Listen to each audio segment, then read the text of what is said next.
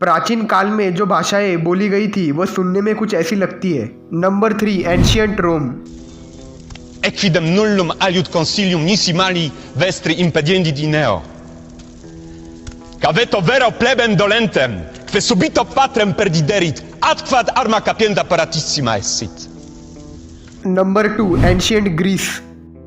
Euteton hypnos amarte, luon melademetatum, netumos amphicutes, malagar came faitimaquia, Hector epaison, protivilion enemoesan. Number 1, ancient Egypt.